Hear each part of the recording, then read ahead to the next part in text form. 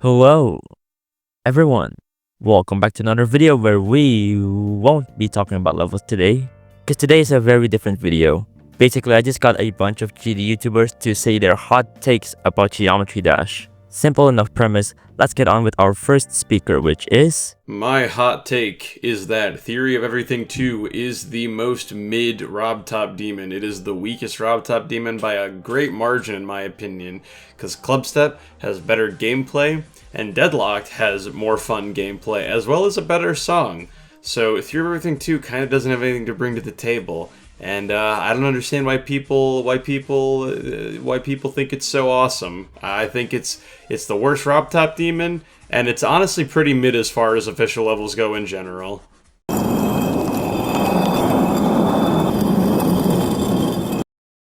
I don't like Theory of Everything 2.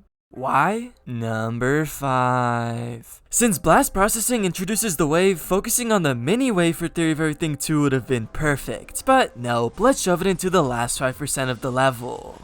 Number 4. This isn't a valid critique, I just hate dying to this troll. Number 3. First coin, inconsistent. Second coin, inconsistent. Third coin, consistent, because it's dumb easy. Number 2. You know, I'll give the level one compliment. These parts have really cool ideas.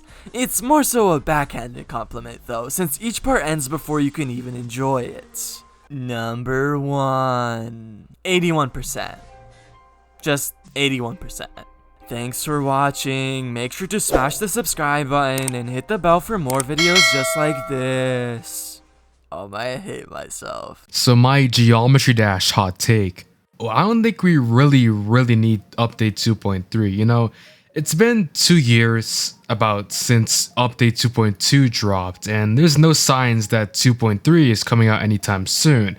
He said it was supposed to be like a couple of months after 2.2, but now we're about 2 years in and we don't even have update 2.21, which is supposed to be a stepping stone for update 2.3.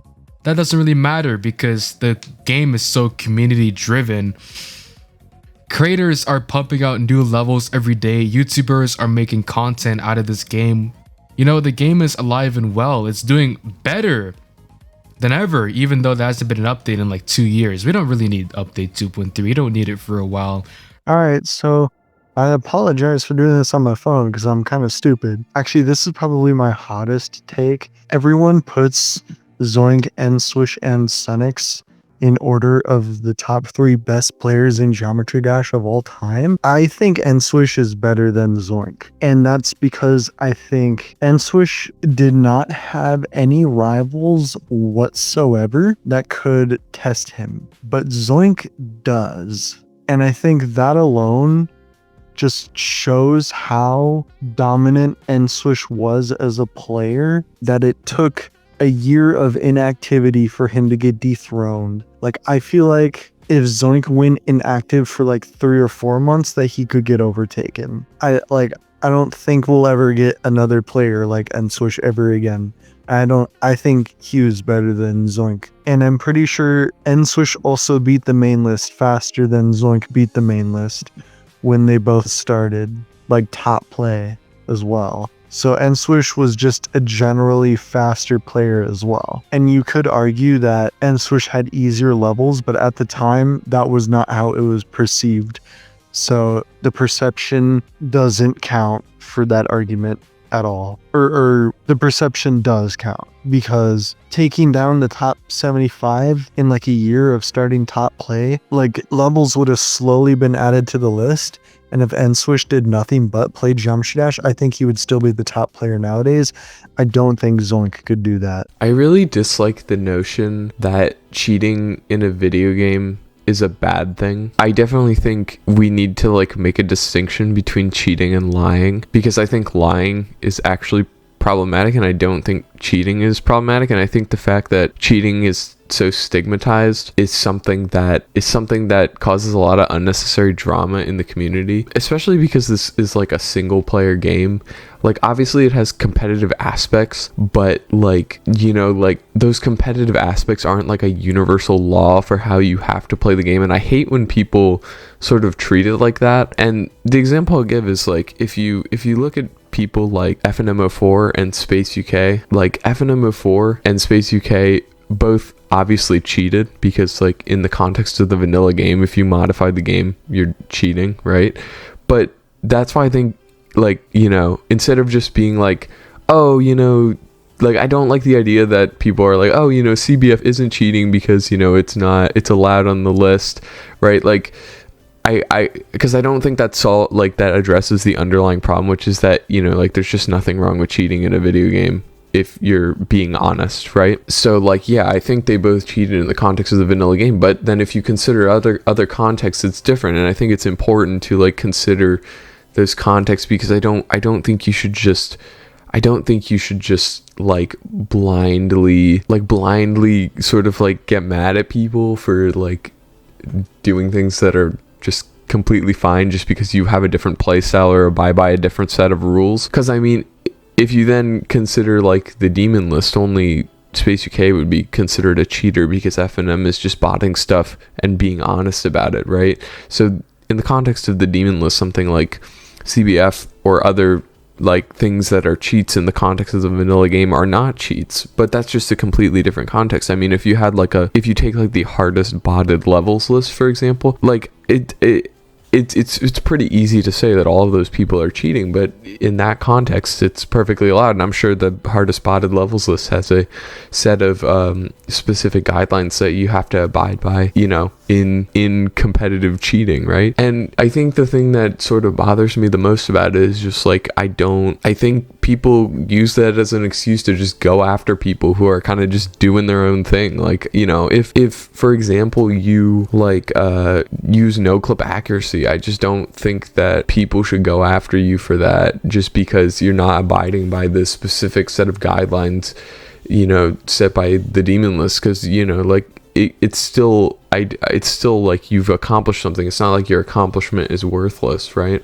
Even if it's unconventional. And I think like that sort of logic is just like really dumb and really prominent in the community. It's pushed by a lot of like really big YouTubers too, and like stuff like that, and players, obviously. Well, I mean both, but whatever. And it's the same thing when that one person a while back like clicked at the auto part at the end of Slaughterhouse. Like people lost their shit over that, and I think it was so unnecessary, because I mean mutually exclusive, and there were people who were like, oh, they beat it. It's like, no, I don't think they physically beat it, but I don't think just because you don't think that means that you should like go out of your way to like completely dismiss this person's accomplishment. Like it's still something they did.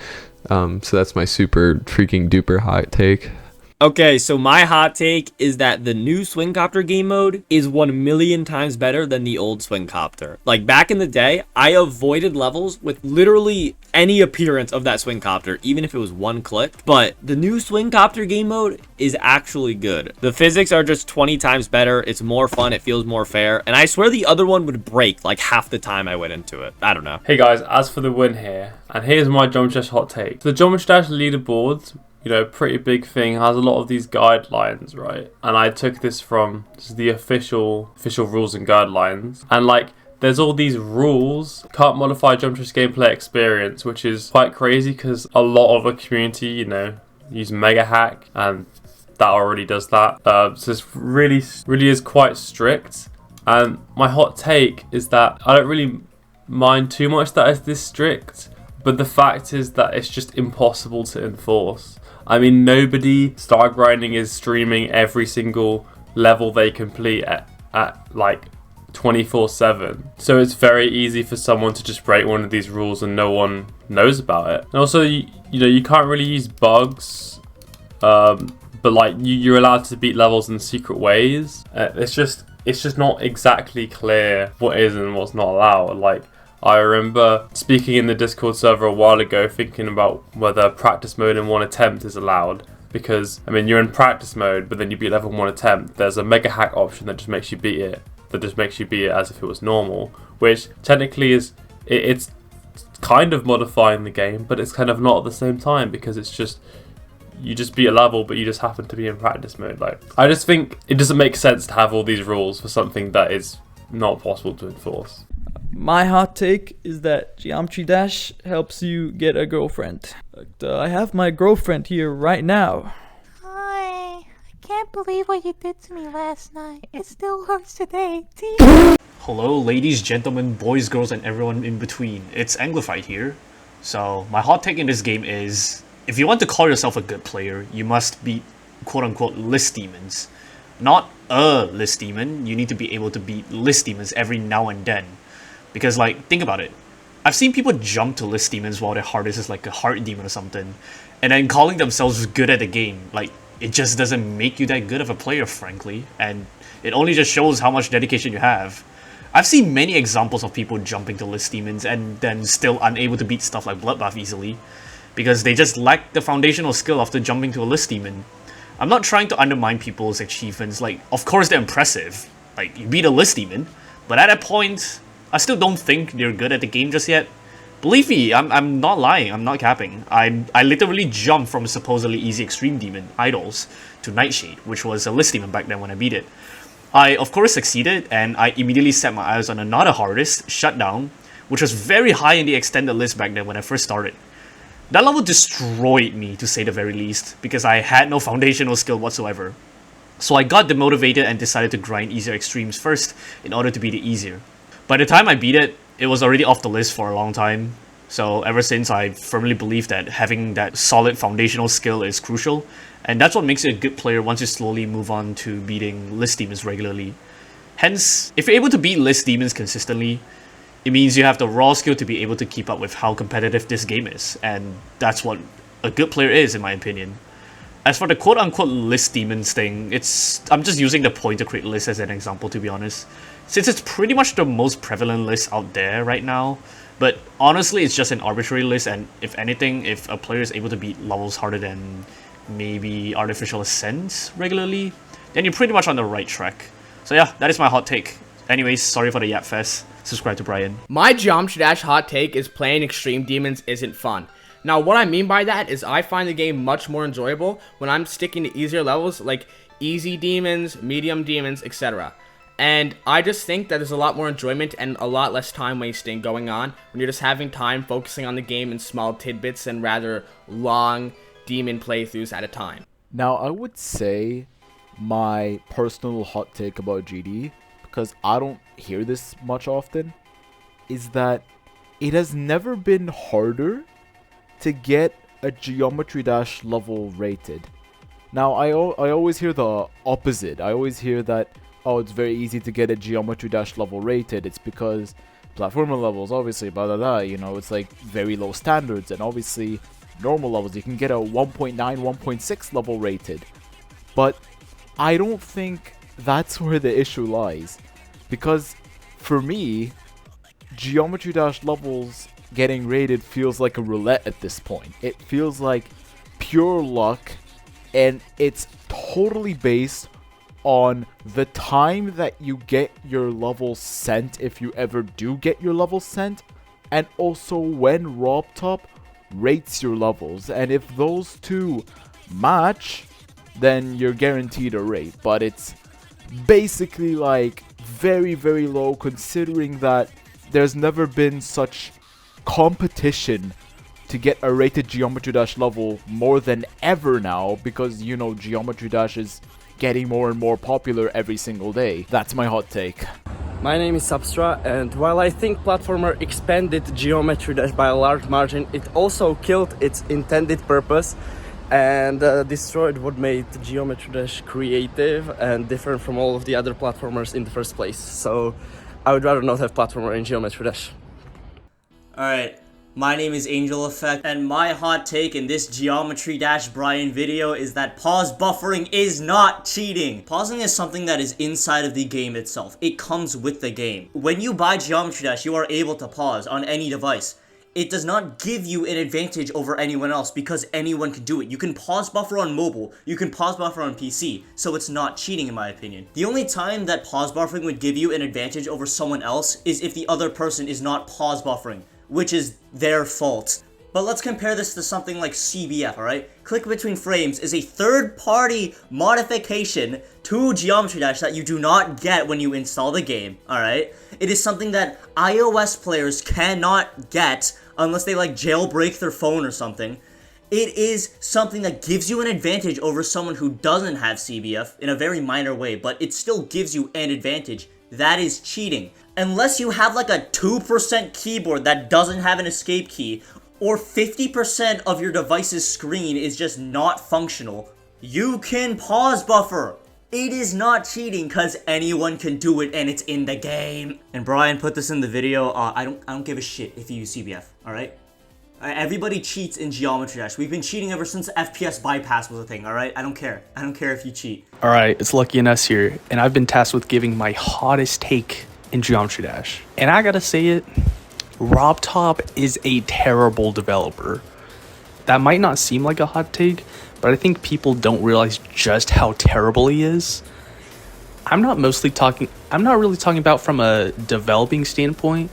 While he's definitely lacking in that department with his unfulfilled promises and insanely long wait times, I'm talking about mostly from like a game managing standpoint and how he kind of manages the community. Another community that I'm in is the GeoGuessr community, and the GeoGuessr community is way smaller than the Geometry Dash community. And yet, at the same time, the GeoGuessr developers and game organizers do their community so much justice. I'm sure y'all have heard about those GeoGuessr World Cups, and me and my friend Math Genius had the pleasure of going to one in person last month, and it was insane. It was so professional, and it was honestly one of the best events I've ever been to. I had such a good time. But it made me realize, why doesn't the Geometry Dash community have anything like this?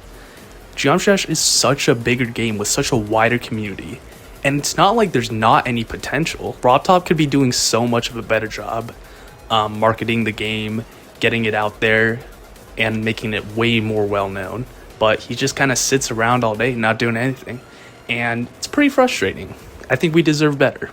Okay, so my Geometry Dash hot take is that there is no group in this community that is more intolerable and insufferable than the wave players. Now you might think, okay, no, it's the creators, it's the extreme grinders, it's the list grinders, it's the new gens. No, it's the wave players. Trust me. Just anyone who makes being wave carry their personality is just egotistical, crybaby, unemployed, no job, no money, no school, no education, no friends, no girls, just wave, that's it. No other group in this community will berate and belittle you for being bad at the thing they specialize in. Creators will typically not make fun of you if you're not that good at creating. Most of them. Extreme grinders are not going to make fun of someone who's struggling to beat their first extreme. List grinders are not going to make fun of someone who's struggling to beat their first list demon. But wave players will tear you to shreds if you suck at wave like I do. I don't even think I can name 5 wave players in this community that I actually like. Well, I'm going to try actually. We'll give this a shot. Okay, so number 1, we got Funny Boy. That one's pretty obvious. How could you not like Funny Boy? Number 2, we'll say Helix. Helix is pretty awesome. This is where things get fuzzy. I don't think I can go any further. That's it. The most biased individuals I've ever encountered when it comes to difficulty opinions. You know what? No, they're rage baiting. I just realized it's all been one big rage bait and I've been falling for it this whole time. Oh my god. My biggest hot take when it comes to Geometry Dash is certainly a complicated one, but I'll try to explain it as well as I can. So basically, I think that creativity and passion is much more important than decoration. For example, take Cherry Team. I am a big disliker of Cherry Team, as while some of the decoration is pretty cool, they seem to lack any passion for their projects, at least their newer ones. It just seems that they pump out a level every so often with no creativity whatsoever. I mean, for crying out loud, the guy who's verifying Cosmos Unleashed is doing it because Vernum, the guy who hosts Cherry Team, is paying his rent. I don't think that says passion or fun at all. AP Team is an example of the other side of the spectrum. They seem to put actual passion into their projects due to them taking very long time and that they seem genuinely interested in their levels. At least that's what it looks like. Heck, even take like pretty objectively bad levels. I really like Thinking Space, as I can see the fun and passion Hideki had for the level while they were making it. It doesn't even take a second to know that Cosmos Unleashed has better decoration than Thinking Space, but I think that fun and passion is way more important than mythic-worthy decoration pumped out effortlessly in a dang industrial factory. I don't hate Cherry Team or anyone like that, I'm just not a fan of their work or how overhyped their stuff is in my opinion. Hope that my hot take didn't incinerate your video, Brian, but thanks for having me on. I think my hottest take would be that ship is harder than wave. Whoa, whoa, whoa, whoa, whoa, stop booing, stop booing, stop booing. I'm not talking about straight fly. I'm not talking about anything like that. I'm talking about these diagonal flies and other stuff like that. I feel like ship has a higher skill gap than wave by a margin. But us as a community, we aren't really testing that as much as we are with wave. Ship done right can be like 10 times harder than wave parts, if I'm being honest. Like, look at this. There's so many things you can do with ship that no one wants to really do. Mostly because it's kind of shit to play. But I mean, look at what we're doing with wave now. It's just every level's wave carried. I feel like ship should be utilized more and should be like used in better ways and unique ways. Ship is the best game mode in the game, by the way. Get rage baited. My hot take is going to be that 90% of level request streamers that are not big YouTubers or mods are one of the worst pieces of garbage that you can ever meet in your life. Not because they're really bad at what they do, but because they skip levels, and when usually they play levels, they just say that level's good. If the level is bad, no one's gonna know. Everyone else is gonna play it, they're gonna see that the gameplay is bad. That's the problem, is they don't give enough criticism back. If you're an upcoming creator that wants to have a level that is pretty good looking, you're gonna ask level request people. You're gonna be like, do you enjoy this? And they're like, oh, this is sick, this is good, yeah, this is good. But then when you look back at it, you're like, is it really good? You send it to a different person and he says this is the biggest piece of dog shit. That's pretty arrogant, is what I'm gonna say. I'm Truffalo, and my hot take is that mods have mostly ruined the need for updates in this game. As soon as 2.2 came out, most people flocked to Geode to make new mods, and in like the first 4 months, someone already made multiplayer like Versus. And recently, there have been a couple of mods with limited access with racing modes where you can verse other players. What's the point of waiting for an update where you can just install a mod that does it for you? I honestly feel bad for RobTop at this point, because now he has extra standards to live up to, because most of his upcoming features have just been turned into mods now. Like, bro. I really don't like Zoink.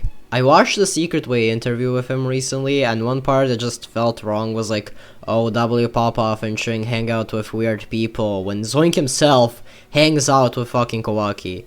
No hate to Kawaki, by the way, he is just a bit weird. But like, I know W Popoff had an incident where he said the N-word, but the thing is, that was like, I think that was like when he was 13, 14, so I can excuse that. He was young, he was influenced, and we shouldn't look at that. But I just find it a bit hypocritical from Zoink, like, oh, these people hang out with weird people, that's really bad, but I hang out with Kawaki, which is always hated by, like, the entire community, but that's okay, right?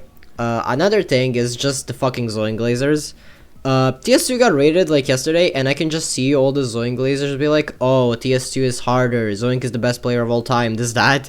I know this isn't Zoink's fault necessarily, but it just makes me not like him. Like, people make the difference between Zoink and W Popoff seem fucking massive, but realistically, Zoink isn't really all that special. Like, I think if W Popoff locked in, he would overtake Zoink in 2 months' time. But these motherfuckers think Zoink will last, like, another 10 years as the #1 player. Hey, yeah, it's Pewds, and a hot take I've got is, playing Geometry Dash without any music or sound, with nothing else in the background, no Spotify, no SoundCloud, is actually kind of nice, and I think you and everyone else should try it. Now, it does sound insane for a rhythm-based platformer, or really any rhythm game, to play without the rhythm part, and you'd be right, but it does offer a unique challenge and a pretty relaxing experience. To demonstrate how, here's me playing my own level without the music and the sound. Pretty relaxing, isn't it? Alright, hello, Sironic speaking. So a hot take. For me, it's that platformers are better than classics. I just simply feel that platformers have more opportunities for creativity. Almost every classic level feels the same and repetitive, especially for star grinding. Don't get me wrong, classic levels are good, but there are some unique ones. I just feel platformers have a lot more untapped potential. You can be playing a whole card game or even a Metroidvania, and you can find a style you like or you want to play. Platformers are just so much more diverse and fun, and I think with the short amount of time it's been around, we've achieved a lot more than I would have ever thought. Honestly, I think platformers clear over classics. Hello, I'm Yunahu. You probably know me from somewhere. Hi, I'm here to give my personal Geometry Dash hot take. Now, my hot take is the fact that the demon list has become very forgettable over the last couple of years. Now, you may be wondering what I'm talking about. What am I saying? Well, think of maybe around COVID times 2020 to 2021, levels that were being placed on the demon list were heavily memorable levels that were constantly being looked at and shadowed to be some of the most difficult levels ever, whether it's from top 1 all the way to the top 50. Levels that were being released that are praised and received tons and tons of attention and hype. If you were to maybe look at the demon list nowadays, this is actually for all you players that were around that time. Can you name one demon on there that you've seen before that isn't fallen off? Just think about that. Is there a level on there that you've seen before? The list has reached a point where there's levels getting placed that are just kind of forgettable, and the only memorable part about the demon list now is the top 10. And when levels fall out of that top 10, people don't realize it until that level falls out of the 50s. I don't think many people know this, but Tartarus, a former top 1 and one of the longest, is almost out of the top 75. It's almost out of the main list, because all these other random forgettable levels are being placed higher. So the way I see it, the community has kind of only now focused on the top 10s, which is kind of sad, because I remember when Extreme Demons being placed on the list was such a striking, most like mind-blowing, most crazy event to happen in the community when the demon list was still in early developments in 2020 and 2021. Obviously, you might be thinking I'm talking out of my ass, but it's just me personally. And people care way too much about levels that get placed in the higher ends, such as the top ones that are, constantly being placed, such as Tidal Wave being dethroned by the Amethyst, and the Amethyst soon being dethroned by Thinking Space 2.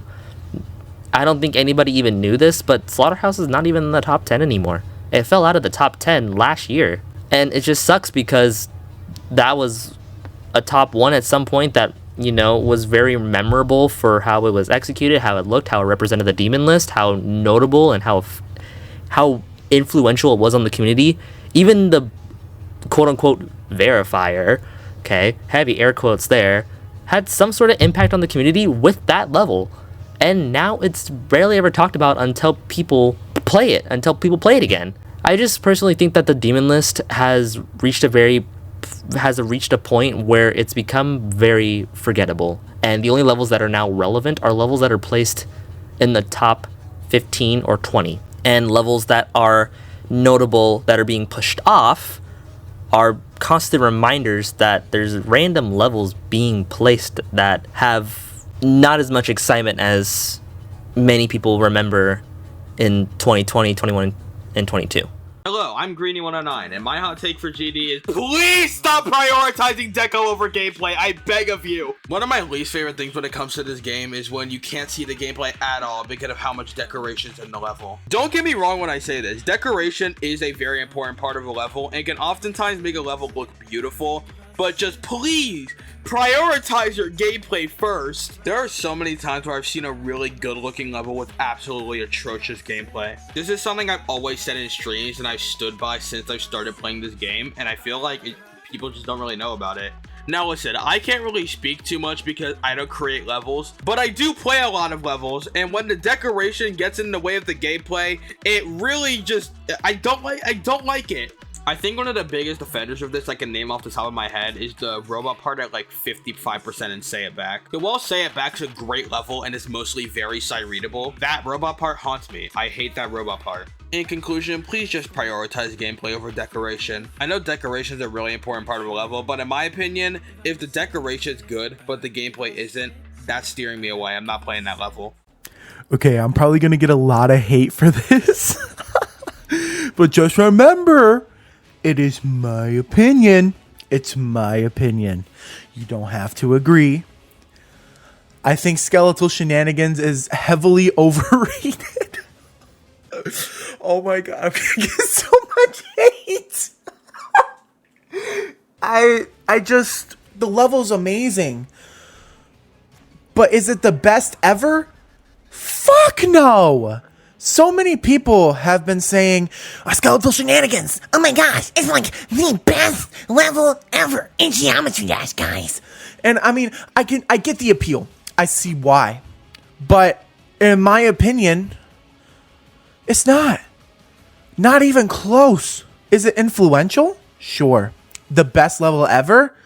No. In my opinion, that still goes to Bloodbath. Just for history, design, and what it did for the entire community. Without Bloodbath, Bloodlust wouldn't be a thing. You know what I'm saying? So, Skeletal Shenanigans, will it leave a footprint? Sure. It is nowhere close to the best level ever. It is severely overhyped. I literally forgot recording this, so I'm just gonna do it outside in the dark. So basically, the Geometry Dash community is way too pretentious. What does that mean? That means that some people just miss the art form. Like, some people make like a whole ass trailer to the most generic looking level ever, just so it gets featured, so it conforms, and like the demon list and shit, and people forget that the game is like a whole art form.